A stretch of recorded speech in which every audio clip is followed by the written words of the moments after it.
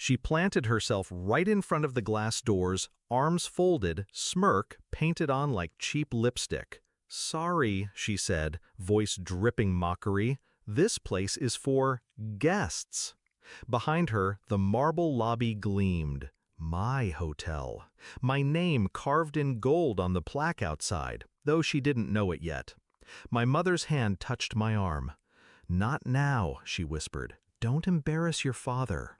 Embarrass him? He'd done that himself 100 times over. But I stayed still, not because I was weak, because revenge tastes better when it's served after they've already started to celebrate your failure.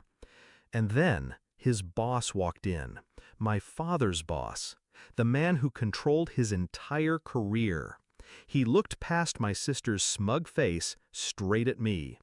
"Ma'am," he said, and the air went silent. Before they forgot who I was, it hadn't always been war between me and my sister. When we were kids, she'd braid my hair before school.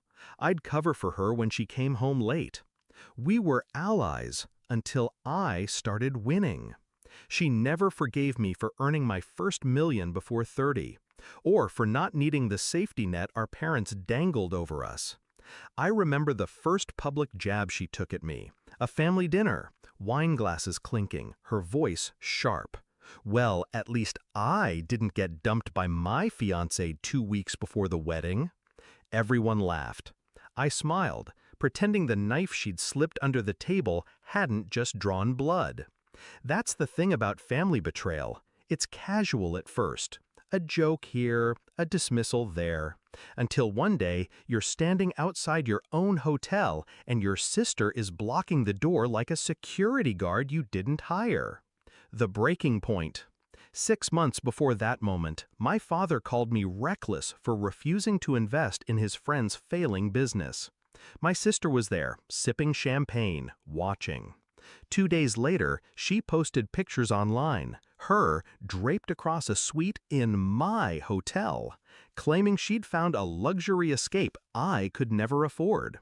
It wasn't just a post, it was a performance. One meant to tell the whole family I was failing. That was the night I stopped trying to prove myself to them.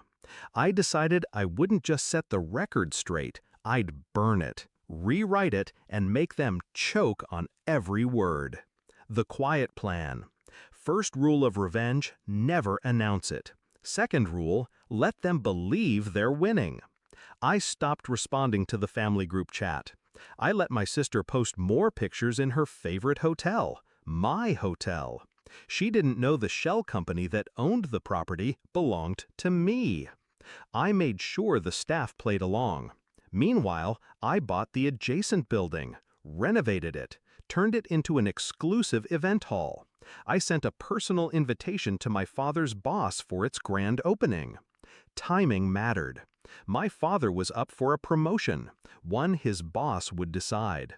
I knew if the man saw who really held the cards in this city, the balance of power at home would shift forever.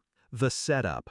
2 weeks before the opening, I called my mother, told her I'd be in town. She insisted we drop by the hotel my sister loved so much. She didn't know she was walking into my trap. When we arrived, my sister spotted us instantly. She stepped forward, blocking the glass doors like she owned the place. "Not sure you can afford the drinks in there," she said, loud enough for the lobby to hear. My mother hissed at me to let it go. My father, lingering nearby, said nothing, but the corner of his mouth lifted. Approval. Perfect. The reveal. That's when my father's boss arrived, striding through the doors. "Ma'am," he said to me, offering his hand. I watched my sister's smirk falter. My father's boss turned to him. "You didn't tell me your daughter owns the most profitable luxury property in the city?" The lobby went still. My mother's eyes widened. My father's face drained of color. My sister? She looked like someone had pulled the floor out from under her. I smiled. "Shall we go in?" The kill shot. Inside, the staff greeted me by name. Guests nodded politely. I walked them through the lobby, past the gold plaque bearing the hotel's name, and mine. We didn't stop there. I led them next door, to the grand opening of my event hall. The place was buzzing, reporters, local influencers, business leaders. My father's boss was impressed. "I can see where the real leadership in this family comes from," he said. "Loud, public." My father's promotion evaporated in that moment. Not because I sabotaged him directly. I didn't need to. His boss had just seen who actually had influence. Aftermath. By the next week, the family group chat was silent. My sister deleted every picture she'd ever posted in her hotel. My father avoided my calls. My mother tried to play peacekeeper, but we both knew the game had changed. I didn't feel guilt. They'd underestimated me for years. Treating my success reminded them, in public, that the person